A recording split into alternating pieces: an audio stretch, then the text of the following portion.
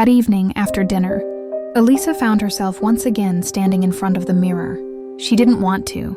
She knew it was dangerous, that each time she looked into it, the more the man's presence would consume her, but she couldn't resist. There was something pulling her in, something inescapable. As she stared into the glass, she saw his reflection again, the pale figure standing just behind her, his eyes locked with hers, and the weight of his gaze felt like 1,000 pounds pressing down on her chest. "You cannot escape, Elisa." His voice was cold, but there was an eerie tenderness to it. "You made a promise, and you belong to me now." Elisa's heart raced. She wanted to scream, to run, but the words never came. The mirror seemed to pull her in, the air around her growing heavier by the second. "Please," Elisa whispered, her voice barely audible. "Who are you? What do you want from me?" The figure didn't answer right away, but there was a glint of satisfaction in his eyes. "You were mine once, Elisa, and you will be again. You promised me your soul. You sealed it in blood." A cold shiver ran down her spine as a flash of memory surged in her mind. Faint and broken pieces, she saw herself, a younger version of herself, standing in a dark room with candles flickering around her. And in front of her, the man, this very same man, holding her hands in his, whispering promises she couldn't fully hear. Elisa staggered back, her breath coming in short gasps. "No, this isn't real. It can't be." The man's reflection remained calm, unchanging. "It is real, Elisa, the promise is real. And you cannot break it." The air around her grew colder, and the temperature in the room seemed to drop drastically. Elisa could see her own breath misting in the air. She turned quickly, looking over her shoulder to see Marcus standing in the doorway, his face pale with worry. "Elisa?" Marcus's voice was barely a whisper, as if afraid to disturb the tension in the room. She turned to him, her eyes wide with panic. "Marcus, you have to help me. I don't know what's happening, but it's real. He's real." Marcus stepped forward, reaching out to touch her arm. "Who, Elisa? Who's real?" Elisa didn't answer immediately. Her gaze flickered back to the mirror. The pale man was gone, but Elisa could feel his presence, like an invisible hand gripping her heart. "Please," Elisa whispered, her voice breaking. "You don't understand. He's not just a ghost. He's part of my past. A part of me I don't remember, but I can feel him. His anger, his hurt. It's like we were connected. And now I'm trapped. I can't escape." Marcus looked confused and concerned, but Elisa could see the worry etched on his face. "Elisa, this isn't you. This is all in your mind. We can get help, okay? We can see a therapist, or maybe—" "No," Elisa interrupted, her voice rising in desperation. "You don't understand. You can't understand. It's like he's in my head, Marcus. He won't leave. Every time I look in that mirror, I hear him. I see him." Marcus hesitated. He clearly wanted to help, but his skepticism was starting to show. "Elisa, you're not making sense.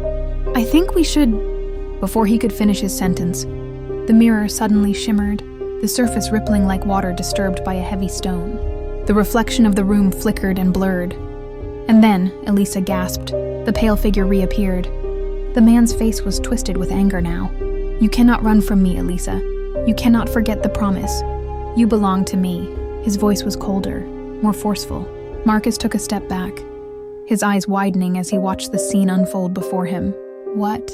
What is this? Who are you?" he demanded, his voice shaking. The figure turned his cold gaze toward Marcus, and for a moment, Elisa saw something new in the man's eyes. Something dark, dangerous. "You should have kept her from me," the figure hissed, his voice full of venom.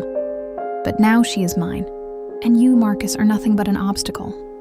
Elisa watched in horror as the figure's form began to shift, the air around him distorting. It was as though the very fabric of reality was bending to his will. Marcus stepped back again, clearly frightened. "I don't know who you are, but you need to leave my wife alone."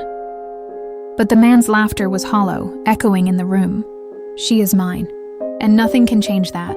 Elisa felt a sudden surge of anger, a spark of defiance. "No," she said, her voice trembling but strong. "You won't have me. I'm not yours." The man's expression faltered for a brief moment, and Elisa could feel a crack in his control, a slight shift. But before she could say another word, he lunged toward her, the mirror rippling violently as his form reached out toward her.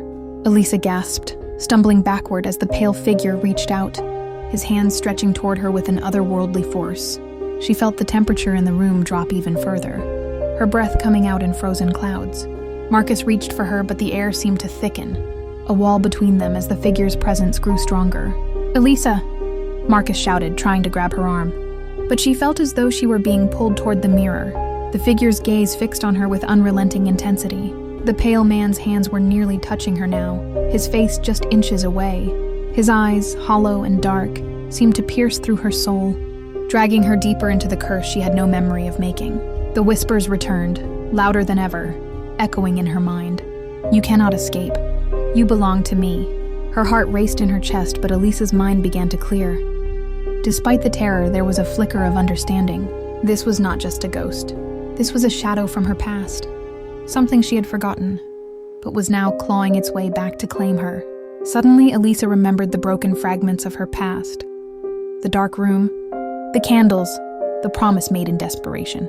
She had made a vow to him, an ancient vow that bound her to him, a vow she had forgotten. But that was not who she was anymore. She wasn't the same person. She had moved on. She had Marcus now. "No." Elisa shook her head, her voice trembling but resolute. "I don't belong to you. I never did. I've moved on."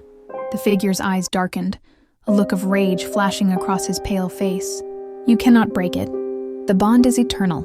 But Elisa felt a surge of defiance rise within her. She had spent too long in fear, too long hiding from the truth. She wasn't bound by the past anymore. She was free. "I reject you," she whispered, her voice gaining strength. "I reject the promise. I reject the curse you've put on me." The room seemed to tremble, the air thick with energy.